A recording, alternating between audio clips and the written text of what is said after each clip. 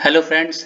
आज अपन एक नया topic NRA and CEAT discuss करने जा रहे हैं। ये थोड़ा ट्रेंडिंग टॉपिक चल रहा है एग्जाम से रिलेटेड। आज हम इस टॉपिक को अच्छे से डिटेल डिस्कशन करेंगे। इसमें टेक्निकल प्लस नॉन टेक दोनों के बारे में डिटेल दी गई है। आप इस वीडियो को पूरा देखें, अच्छे से देखें, आपको सारी चीजें समझ आएंगी। ठीक है। तो एनआरए क्या है? नेशनल रिक्रूटमेंट एजेंसी एनआरए, और सीएट कॉमन एलिजिबिलिटी टेस्ट, ये क्या है? इनकी फुल फॉर्म हो गई। अब इनके बारे में समझते हैं। देखो, एनआरए एनआरए क्या है? ये एक एजेंसी है जो कि सीएट का टेस्ट जो है कंडक्ट कराएगी। ये हुआ क्या था कि फाइनेंस मिनिस्टर जो निर्मला सीतारमण है, उन्होंने क्या है यूनियन बजट में अनाउंस किया, यूनियन बजट में अनाउंस किया कि, और यूनियन कैबिनेट ने इसको मंजूरी दे दी। ठीक है, कि आप इस सीएट का एक कॉमन एलिजिबिलिटी जो टेस्ट है वो कंडक्ट कराइए। ये अथॉरिटी दी गई किसको? एनआरए को। ठीक है, नेशनल रिक्रूटमेंट एजेंसी अब ये टेस्ट कराएगी। अब क्या है, और ये तारीख जो है 19 अगस्त को बोला गया है। ठीक है, 19 अगस्त को बोला गया। अब ये कब एप्लीकेबल होगा? ये नेक्स्ट ईयर होगा। ठीक है, 2021 में। अपन देखते हैं इसके बारे में। मेन अपना है जो सीएट, इसके बारे में अपन देखेंगे। तो ये क्या है? Common eligibility test. इसके बारे में अपन सारे पॉइंट एक एक करके डिस्कस करेंगे।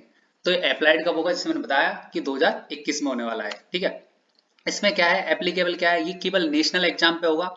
अभी स्टेट को इसमें शामिल नहीं किया गया है। नेशनल एग्जाम में स्पेशली जो इनमें ट्रायल कर रहे हैं ये लोग, एसएससी रेलवे बैंक, पहले इनमें करा के रखेंगे ये टेस्ट।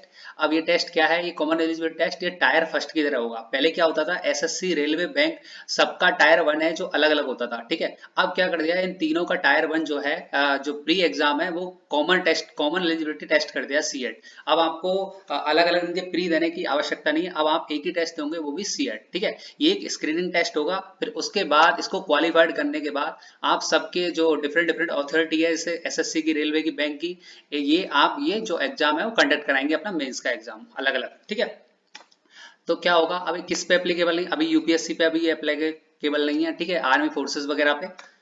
उसके बाद ये जो एप्लीकेबल होगा वो ग्रेड बी और सी के लिए बोला गया है। अभी ए ग्रेड को इसमें शामिल नहीं किया गया है। ठीक है, उसके बाद सिलेबस अभी इसका दिया गया नहीं है। सिलेबस अभी श्योर नहीं है। क्योंकि सिलेबस इसलिए श्योर नहीं है क्योंकि एसएससी रेलवे और बैंक का प्री का सिलेबस सबका डिफरेंट डिफरेंट है।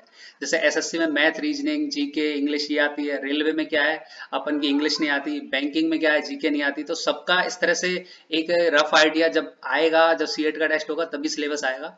एक रफ आइडिया लगाना थोड़ा मुश्किल है, लेकिन जहां तक है ये कॉमन रहने वाले हैं। Math, general awareness, science, reasoning, English, ये क्या है, सभी एग्जाम में एक ना एक एग्जाम में कॉमन रहेंगे। ठीक है, ये। और उसके बाद क्या है, एग्जाम जो होगा वो 2 टाइम्स होगा एक साल में। ठीक है, मतलब आप एक साल में इसको 2 बार अप्लाई अप्लाई कर सकते हैं। ठीक है, अगर 6-6 महीने बाद ये कंडक्ट कराएंगे। अब इनको देखते हैं कैसे दो एक साल में 2 बार होते हैं। सोर्सेज और कार्ड ऑफ वैलिडिटी, इसकी क्या है, वैलिडिटी जो है वो 3 साल रहेगी। 3 साल मीन्स है कि अगर आपने एक बार सीएट दे दिया तो उसके बाद इसकी वैलिडिटी 3 साल तक, आप उससे आप डायरेक्टली पर मेंस में अप्लाई कर सकते हो। आपको प्री देने की, सीएट दोबारा देने की आवश्यकता नहीं है। अगर आपके मार्क्स जो हैं एसएससी रेलवे या फिर बैंकिंग में जितने स्कोर कार्ड मांगा है आप उससे ज्यादा हो। ठीक है, अब एग्जाम पैटर्न इसका वही ऑब्जेक्टिव ऑनलाइन रहने वाला है। ठीक है, सेंटर, अब एक फायदा हो गया है, इससे सेंटर जो है ऐसी व्यवस्था की जा रही है कि आपको जो आपका होम डिस्ट्रिक्ट है वही आपको सेंटर, वहीं पे एक सेंटर बनाया जाए और वहीं पर आपका एग्जाम कराया जाए, ताकि आपको ट्रैवलिंग वगैरह का प्रॉब्लम ना हो। ठीक है, लैंग्वेज पहले क्या है, हिंदी इंग्लिश में आता था। अब क्या है, इसमें 12 लैंग्वेज में इसको कंडक्ट कराने की बात की जा रही है। ठीक है, चांसेस इसमें एज लिमिट, जब तक आपकी उसमें मैक्सिमम लिमिट एज लिमिट है, आप तब तक इसको फॉर्म को अप्लाई कर सकते हो सीएट को। ठीक है, लेवल क्या होगा, 10th 12th ग्रेजुएशन। अब इसमें 3 पेपर कराए जाएंगे, 10th लेवल के लिए अलग, 12th लेवल के लिए अलग, ग्रेजुएशन के लिए अलग। जैसे एसएससी में एमटीएस होता है 10th लेवल का, 12th लेवल का ये हो गया आपका एलडीसी, और ये आपका ग्रेजुएशन लेवल का सीजीएल हो गया। तो सबके लिए क्या है, अलग अलग है। ठीक है, जैसे आपने ग्रेजुएशन का सीएट क्वालिफाइड किया तो अब ऐसा नहीं हो कि 12th के लिए एप्लीकेबल हो, नहीं। आप ग्रेजुएशन के लिए क्वालिफाइड हो तो आप ग्रेजुएशन वाले ही एग्जाम अप्लाई कर सकते हो, चाहे वो एसएससी हो, रेलवे हो, चाहे बैंक हो। ठीक है, अब क्या है, अब टेक्निकल में ज्यादा कुछ दिया गया नहीं है। इसमें सिविल, मैकेनिकल, इलेक्ट्रिकल जो मेन ब्रांच है, जो एसएससी केवल सिविल, मैकेनिकल, इलेक्ट्रिकल कराती है, और आरआरबी जेई है वो अपन की सारी ब्रांचेस, इंजीनियरिंग की सारी ब्रांचेस आ जाती हैं। लेकिन इसके बारे में भी दिया गया नहीं है क्योंकि टायर फर्स्ट में क्या होने वाला है, क्योंकि टायर फर्स्ट में अपन की टेक्निकल आती है एसएससी में। ठीक है, रेलवे में इस बार तो नहीं आया टेक्निकल प्री में। ठीक है, तो अब देखते हैं इसमें क्या चेंज आने वाला है। ठीक है, एडवांटेज क्या है इसके, टायर 1 कॉमन होगा, टायर 1 इसमें कॉमन हो गया इसके लिए, एसएससी रेलवे और बैंक के लिए। अब आपको दो अलग अलग सबके लिए प्री देने की आवश्यकता नहीं। उसके बाद मनी सेविंग हो गई, आपको एक ही फॉर्म भरना है, एक बार ही अप्लाइड, एक बार ही फॉर्म भरना है। ठीक है, और वो तीनों के लिए एप्लीकेबल होगा। अलग उससे क्या है, आपका फॉर्म फीस है वो बच जाएगा, एसएससी रेलवे बैंक तीनों का। ठीक है, उसके बाद सेंटर जो है आपके होम डिस्ट्रिक्ट में मिलेंगे, जहाँ के आप रेजिडेंस हो। ठीक है, उसके बाद इसकी वैलिडिटी, स्कोर कार्ड है वो 3 साल के लिए वैलिडिटी होगी।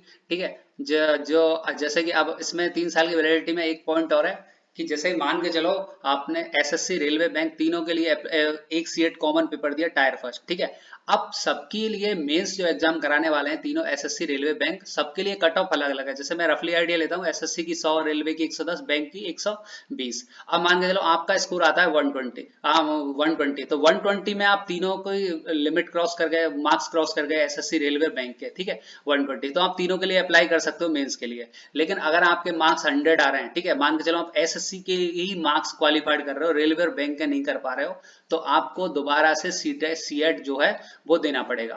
किसके लिए, रेलवे और बैंक के लिए दोबारा। आपका जितना अच्छा स्कोर कार्ड होगा आप उतने ही बार अप्लाई कर सकते हो। फिर आपको एक बार आपका सीएट अच्छा स्कोर कार्ड आ गया, उसके बाद आपको दोबारा से प्री देने, सीएट की देने की आवश्यकता नहीं। कब तक, 3 साल तक। अगर 3 साल के बाद डिले हो गया तो आपको दोबारा से एग्जाम देना होगा। ठीक है, इस तरह से। तो आई होप आपको ये वीडियो समझ आई होगी। Thank you for watching this video. Thank you.